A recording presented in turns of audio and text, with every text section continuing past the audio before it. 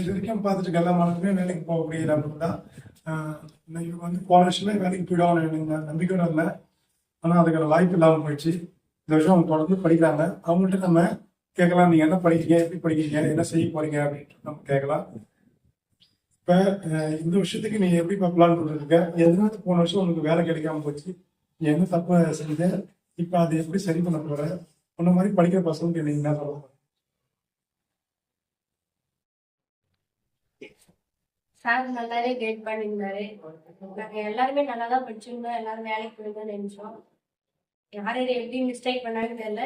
என்னை பொறுத்த வரைக்கும் நான் லாஸ்ட்டு ஒரு 2 வாரம் படிக்கல. எல்லாம் கஷ்டம் அப்படின்னு ஒரு தெனவெட்டில் அப்படியே தெரிஞ்சு நின்றோம். எக்ஸாமும் நல்லா தான் இருந்துச்சு. கொஸ்டின் தான் ஈஸியாக இருந்துச்சு. சின்ன எக்ஸாமும் சார் சொல்லுவாங்க அடிக்கடி. நல்லா தான் பண்ணியிருந்தோம்.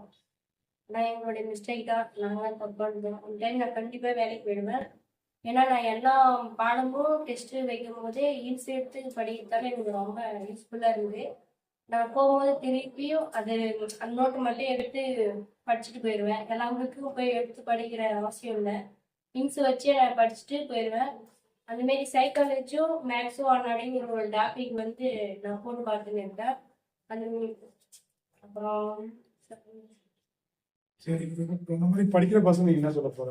உன்னுடைய 2025 உன்னுடைய இலக்கை விஷயத்துக்கு மட்டும் சொல்லி.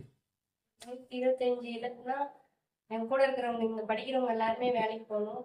நானும் வேலைக்கு போகணும்.